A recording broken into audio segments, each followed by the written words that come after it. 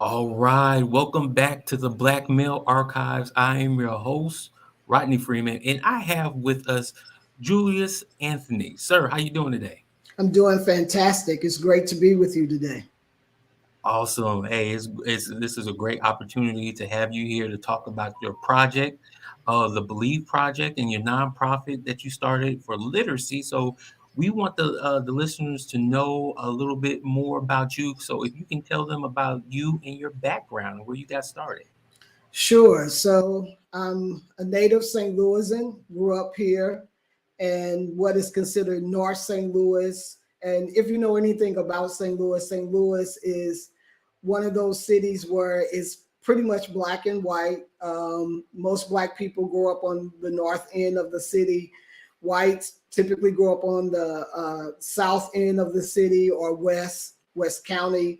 And I grew up on the north end. And St. Louis has a tradition or a black tradition like this. It's one of those destination cities that was established as a result of the Great Black Migration.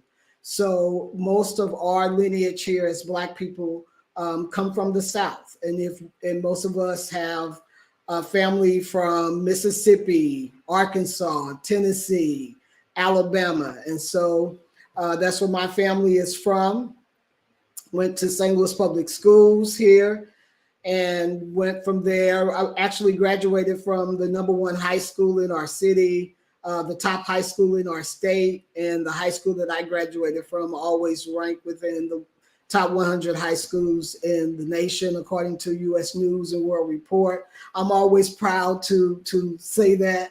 But went from there and went to Howard University, graduated from Howard University, and on from there to Clark Atlanta University to get my master's degree. So, you want me to talk about the Believe Project, or is that Yeah, good? yeah, yeah. That's what I want. Yeah, I want you to talk about how did you get started in how did you come up with this concept of the Believe Project and what was the motivation behind that? Sure. So, education is my background. All of my formal training has been in education. And I've only worked in communities that serve Black children. And I've worked in communities that serve Black children that live in abject poverty, um, the working class, but as well as Black children that live in middle income and upper income families. And there's been a common theme in terms of all the Black children that I've had the opportunity, the privilege actually to watch them grow in an educational setting. And that common theme has been this: they struggle in school. That's the first thing. And then the second thing is that they primarily struggle when it comes to literacy. And it doesn't matter what school setting that it's in. It could be in a private school, it can be in a traditional public school or charter school. Black children struggle with literacy in all settings.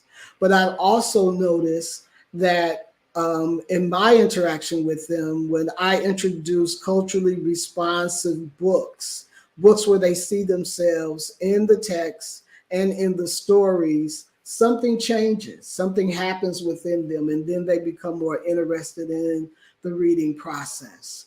So at some point, I just decided that I was going to do something about that. When I started looking at the data and noticing that within our region, within metropolitan St. Louis, annually 75% of all Black third graders annually fail our state mandated exam in reading.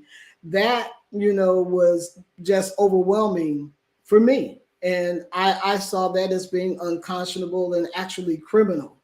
And I wanted to do something about that. Particularly also knowing the body of research that suggests that when you are on or above grade level in reading by the end of third grade, that actually is the marker for you in school, and not just in school, but there's a direct link between third grade reading success and the possibilities that you have in life and your ability to thrive as an adult.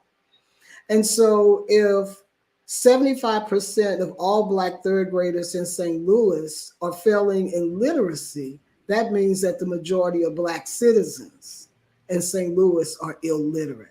And I wanted to do something about that. And that's why I created the Believe Project. Man, that's awesome. Um, and tell me about the buildings and what people and how people react to them when they come in, and what are they able to do inside these buildings? And so it's not a building, it's actually a space within Okay. schools. Okay. And so what the Believe Project essentially is designed to do, it is to rethink that the way that Black children are being schooled. And Mhm. it's to rethink it in a way where they have all of these wonderful literacy experiences. So our theory of change is called the intimacy of literacy. Mhm. And we take it from this notion. We believe that the science of reading is really important. And there's, a lot of conversation now around the science of reading and its importance for kids. And I believe in that. As an educator, I'm a big advocate for phonetic instruction, phonics, vocabulary fluency, all of that. But that science doesn't stop there. There's Mhm. this thing that's called affective science. And Mhm. for Black children and brown children, that's really important. And so the affective pieces for us, for Black children, is interest, confidence, and joy. Those are really important elements that Black children have to have in order to be successful in school, and particularly successful around literacy. And Yeah. so in these spaces, we create spaces where children feel sort of like at home and where they belong. And so I take a space in school, I make it look like someone's home. So Mhm. there's large couches, there's chairs, there's all new furniture, there's a Yeah. dining room area.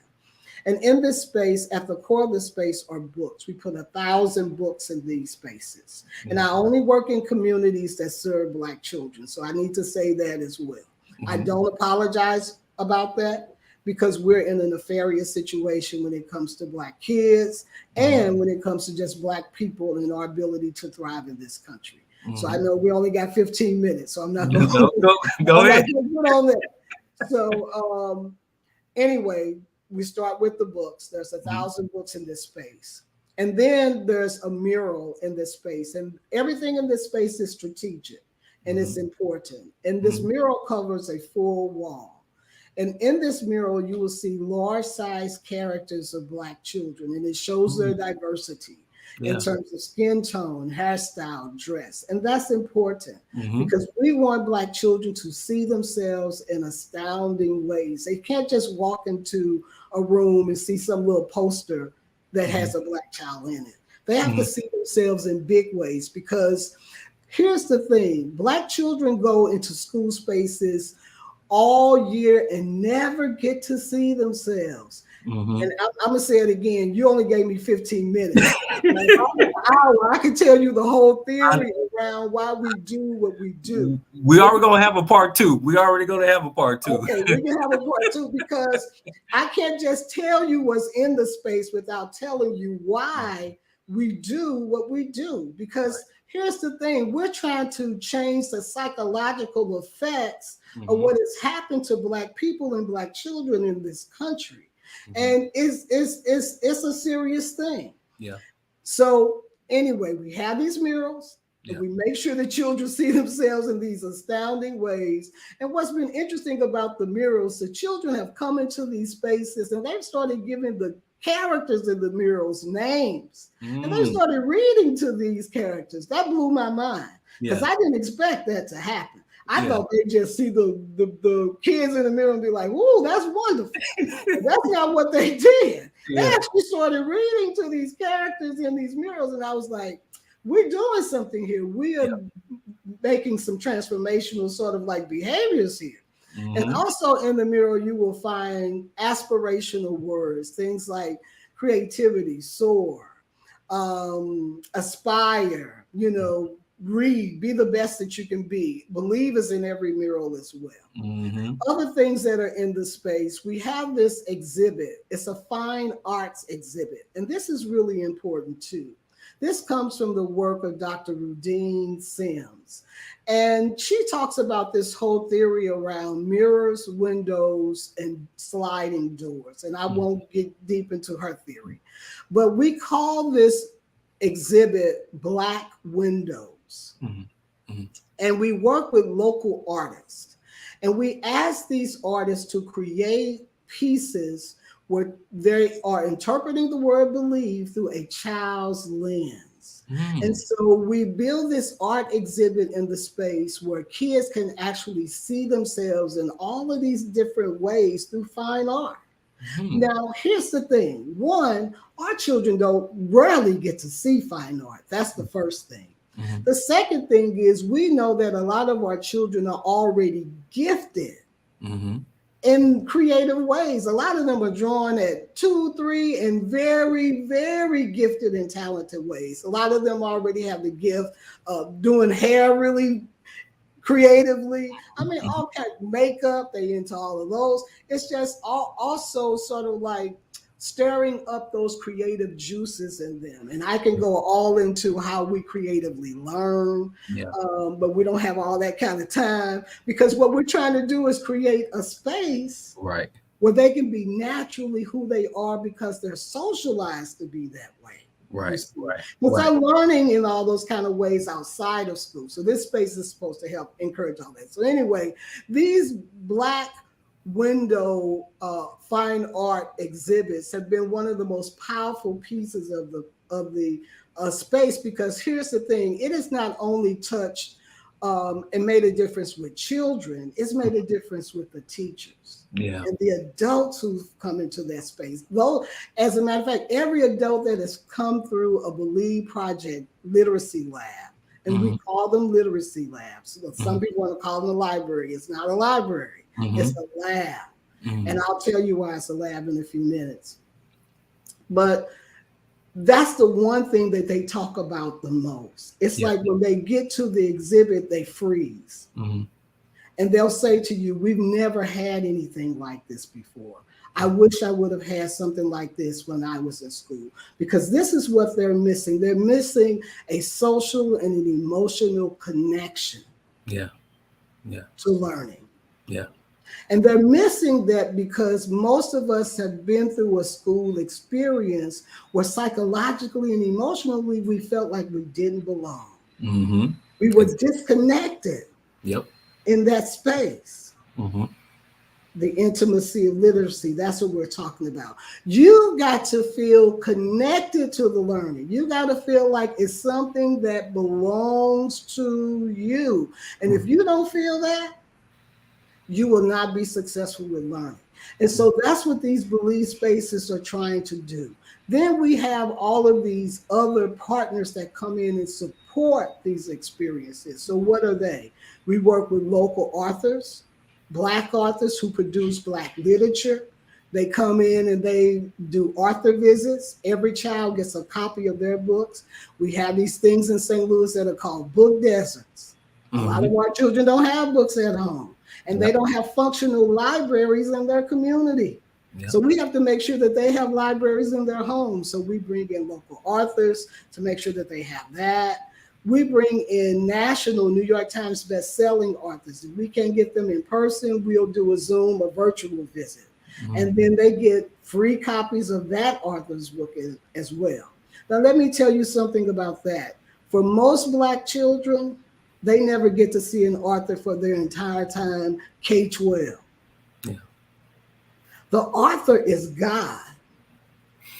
Why is the author God? Because they're the person that writes the book.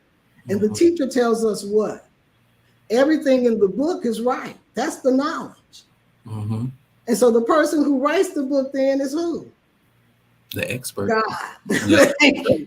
Thank you. So when God starts to look like you don't think that makes a difference? Oh yeah. Oh yeah. Oh yeah.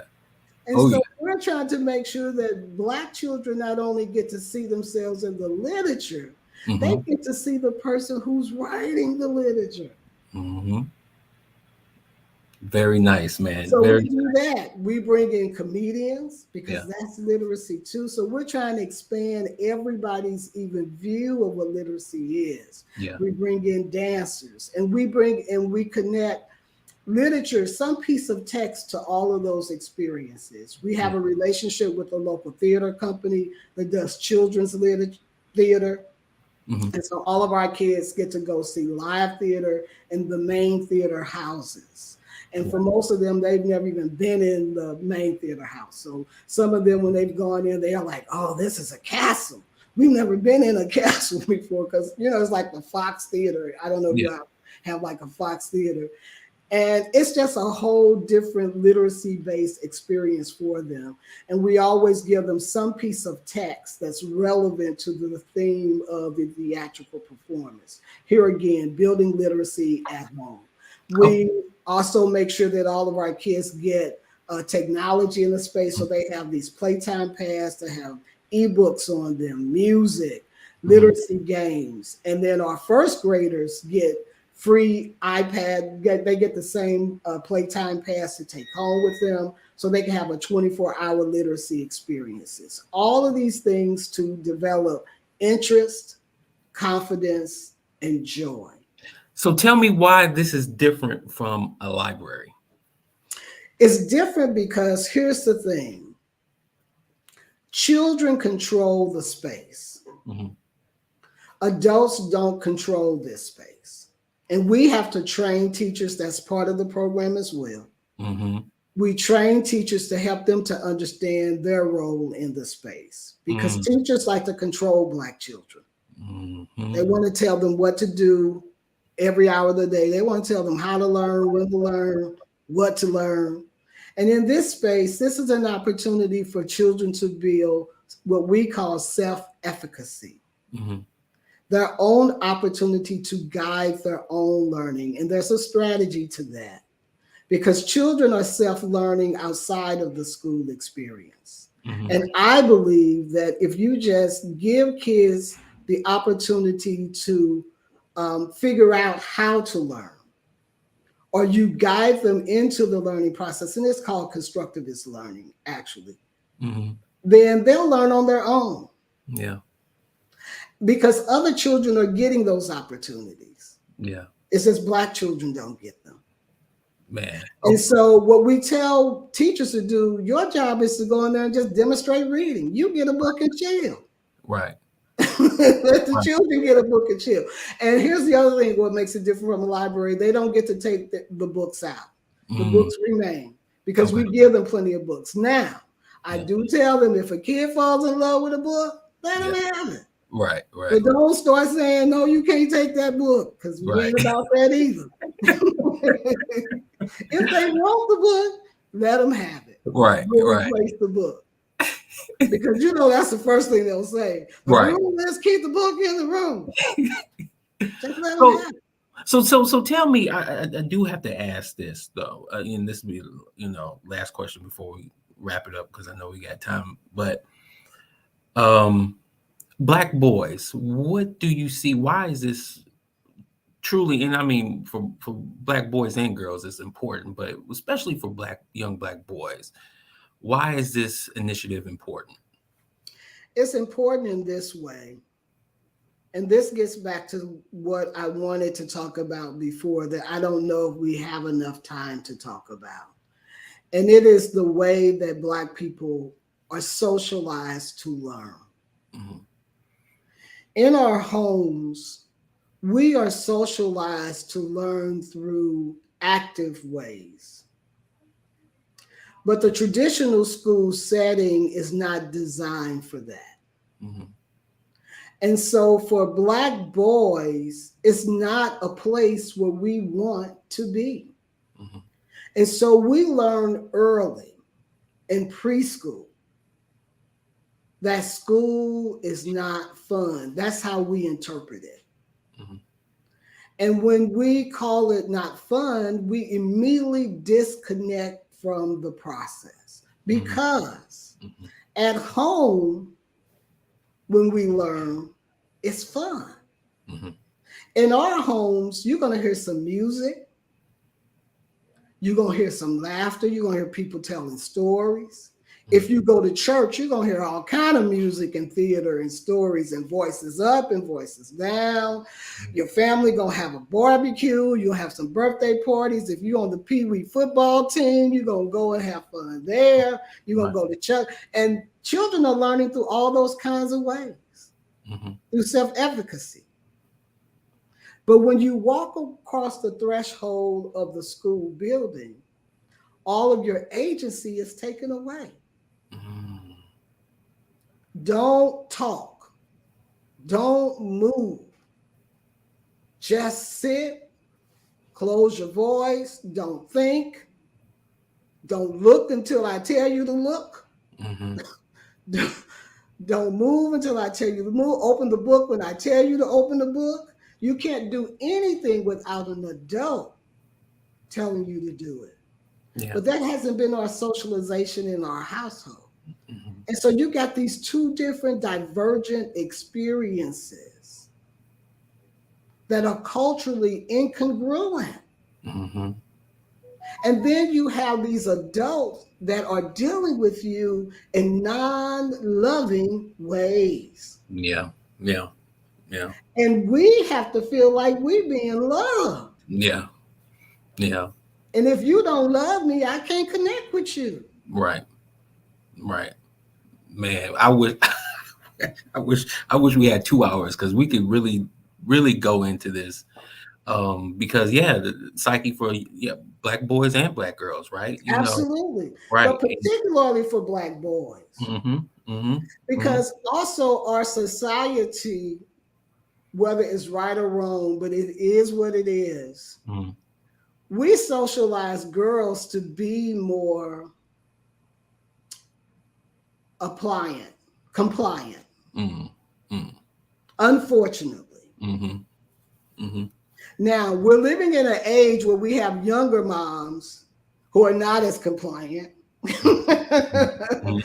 because we Mhm. get generation X and Z. I'm not X, Z, and millennials who are Mhm. not as compliant Right. as the baby boomer and maybe even Generation X. Right. But we socialize them to be a little bit more compliant, but Black boys aren't socialized to be that way. Right. Right. And so that whole spirit of giving in, Yeah. Yeah. it's never been designed for us. Mhm. Mhm. Man. And so I just want to make sure that I applaud you, and for you creating this space. And then I also want you to talk before we go too, which is I understand that, congratulations is already in order because you're opening up another space. Can you talk a little bit about that? Yeah, it's been I'm going to say a miracle because we actually, here's the thing, I only wanted to start with one Mm-hmm. in 2019. I only wanted to open up one at the school that I graduated from in grade school because I grew up in the hood in one of Mm-hmm. the poorest areas in St. Louis. And at Dunbar Elementary, I only wanted to do one. And we started with four Mm-hmm. right off the bat. Oh wow. And then COVID hit in spring of 2020. Mm-hmm. And so we had to pivot. We did a good pivot. I won't tell the whole story. Mm-hmm. But from those four all the way to today, now we're opening our ninth one on Thursday Oh in wow. 2 days from now. Oh And wow. then we'll open our 10th one on May 18th. So we are at number 10. Yeah. And that's in how many years? Is that 4 years? And that's during COVID, all the Yeah. way through COVID. And I thought we were going to sit down and do nothing Yeah. during Dang. COVID. And we thrived. And I'm just going to put this out here. I know in St. Louis, but I believe, honestly, I can't verify it, but I know in St. Louis, we're the first entity that have put Black children in a public school situation where the majority of the books reflect them, That's the good. very first time. And Yes. can't verify, but I bet you we're one of the first in the United States of America, because I Yes. don't know any other public school in the US who put Right. Black children, because the research suggests that less than 6% of all texts presented to all children, Yeah. public or private, tell the stories of Black, Brown, and Indigenous children. Yeah. And if you talk to educators, they'll say it's way less than 6%. Oh yeah. Oh yeah. Man, this is awesome. So again, like I said, this is only part one. This is only And part one, so we'll definitely have you back. But can you tell the listeners where they can follow you and kind of keep track of what you're doing?